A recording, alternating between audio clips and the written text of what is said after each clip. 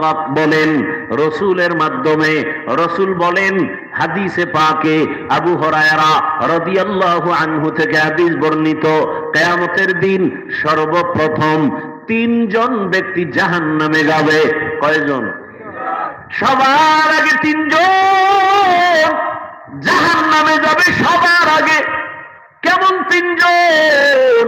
যেই তিনজনের ব্যাপারে দুনিয়ার বিবেকবানেরা বলে এরা বিনা হিসাবে জান্নাতি। যাদের বিবেক আছে এরা বলবে এই তিনজন, এরা তো বিনা হিসাবে জান্নাতি। রাসূল বলেন এরা সবার আগে জাহান্নামে যাবে। তিনজনের প্রথম যিনি হবেন, তিনি হবেন ইসলামের জন্য যুদ্ধের ময়দানে কাফের বেঈমানের মোকাবেলায় গলা কেটে দিয়েছে শহীদ। আল্লাহ পাকে ডাকবেন, এই শহীদ, শহীদ শাহাদাত বরণ করছো, জামা কাপড়ে রক্ত লাগানো, কারণটা কি?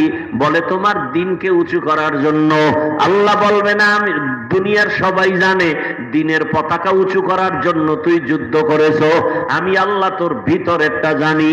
তুই যুদ্ধ করেছো তুই বীর বাহাদুরের উপাধি পাওয়ার জন্য, এটা দুনিয়ায় পেয়েছো, আমার কাছে কিছু নাই।